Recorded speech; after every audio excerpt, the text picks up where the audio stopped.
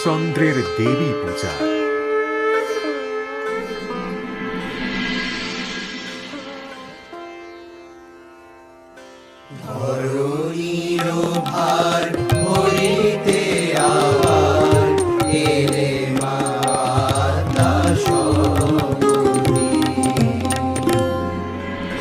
অধমের প্রণাম গ্রহণ করুন দেবী মৈথিলী। কি সংবাদ ত্রিজটা? আকাশের মেঘের মতো তোমার আননে এ কিসের শঙ্কা? যে দেখুন দেবী, প্রকৃতিও আজ বিষণ্ণ। আজ স্বয়ং রঘুপতি রণক্ষেত্র ত্যাগ করেছেন। স্বয়ং দেবী ভদ্রকালী পক্ষ নিয়েছেন দুরাচারী দশাননের। তাই বাধ্য হয়ে প্রভু শ্রীরামচন্দ্র ত্যাগ করেছেন সমরভূমি।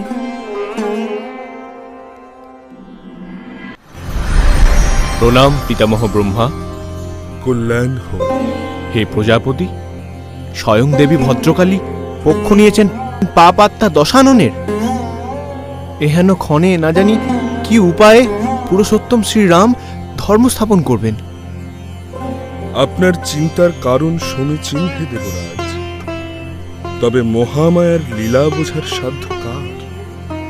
হয়তো কোনো লীলা সম্পাদন হেতু তিনি দশাননের পক্ষে রয়েছেন। আমাদের চর্মচক্ষুতা অবলোকন করতে ব্যর্থ হচ্ছে। যথার্থ বলেছেন হে প্রজাপতি, কিন্তু কিন্তু আপনার মনের সংশয় এখনো কাটছে না, তাই তো? বেশ, আমিও তবে মহামায়ার উপাসনায় বসব। আমার মনেও যে ভিড় করেছে অজস্র প্রশ্ন, সেই প্রশ্নের উত্তরের খোঁজেই আমি তার শরণাপন্ন হব। সর্বকালে সর্বযুগে আমাদের সকল দুর্ভোগ হতে তিনি উদ্ধার করেছেন। তিনি তুষ্ট হলে এই সমূহ বিপদ থেকে আমরা নিষ্কৃতি পাবই।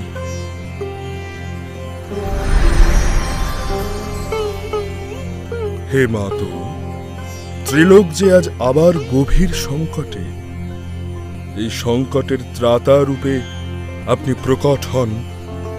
রাবণ বধার্থে ও শ্রী রামচন্দ্রের অনুগ্রহে আমি দেব প্রজাপতি ব্রহ্মা এই অকালে আপনার উপাসনায় রত হলাম।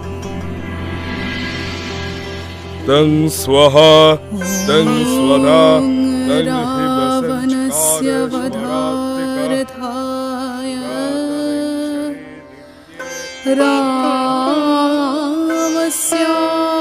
রামস্যানুগ্রহায় চ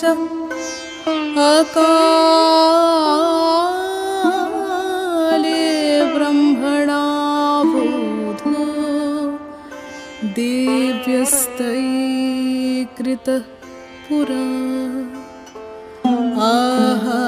আহং পাশ্বিনে ষষ্ঠাং সায়ান্নে বোধময়ী বৈ শক্রেণাপি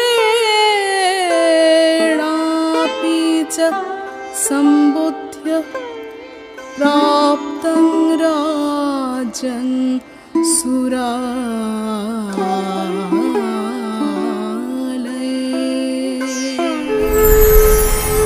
জাগো জাগো মাতা বিশ্বপালিনী। হে প্রজাপতি, কি হেতু আপনি আমায় স্মরণ করলেন? জাগো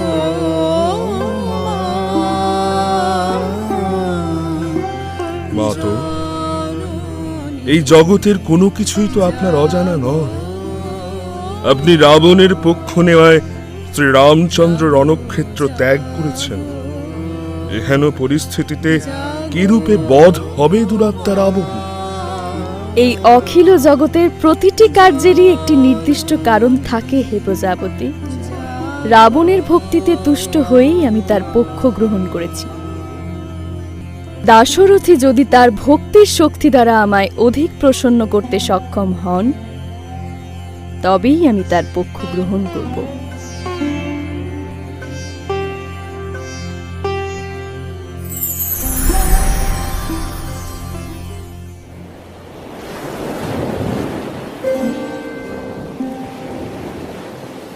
হে হে রঘুকুলপতি, প্রজাপতি ব্রহ্মা, কি হেতু আপনার এই স্থানে আগমন? আমার প্রণাম গ্রহণ করুন। কল্যাণ হোক বৎস। হে কৌশল্যা নন্দন, তোমার বিষাদের কারণ আমার অজানা নয়। দুরাচারী রাবণকে রক্ষা করছেন স্বয়ং মহামায়া। তার সম্মুখে তুমি অস্ত্র ত্যাগ করতে বাধ্য হয়েছ। হে প্রজাপতি, যিনি স্বয়ং সকল শক্তির উৎস, তার সমীপে আমার শক্তিও যে নিতান্তই তুচ্ছ। দশানন দেবীর কৃপাধন, তাই তার সহিত যুদ্ধ জয়ের কল্পনা স্বপ্নে রূপান্তরিত হয়েছে। হতাশগ্রস্ত হয়েও না বৎস, তুমি রঘুপতি। তোমার বীর্য বিক্রম সকলের অনুপ্রেরণা। সংকট যতই গভীর হোক না কেন, তার সমাধাও তারই মধ্যে লুকিয়ে থাকে। এই যুদ্ধ জয় করার একটি উপায় আছে। কি উপায় সৃষ্টিকর্তা? আপনি বলুন আমায়। দেবী দুর্গার শরৎকালীন মহাপূজা। দুর্গাপূজা অর্থাৎ কৃষ্ণ নবমী, সেই তিথিও যে অতিক্রান্ত। চণ্ডী গ্রন্থে উল্লেখিত প্রতিপদ, সেই তিথিও যে অতিবাহিত। তাহলে উপায়? তবে কি কোনো উপায় নেই? ভয় মুক্ত হও।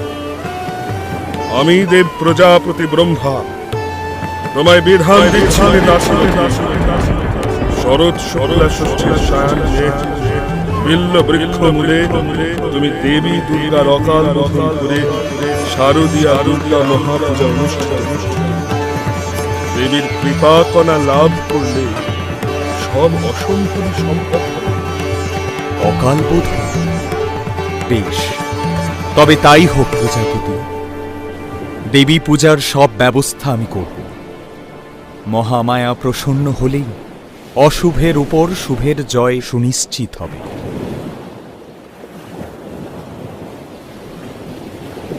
শুভমস্তু।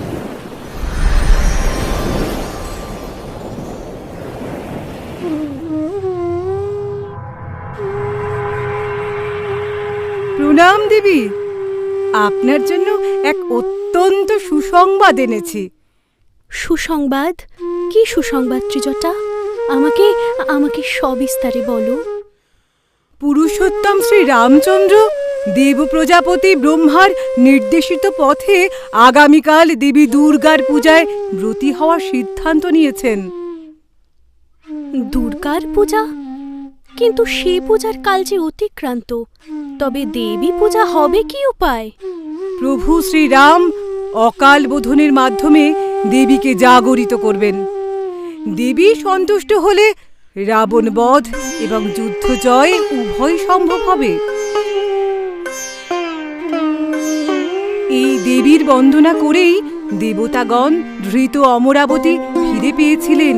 ইনি সকল দুর্গতির নিহন্ত্রী। ইনি সেই অশুভ নাশিনী, দুর্গতি নাশিনী দেবী দুর্গা।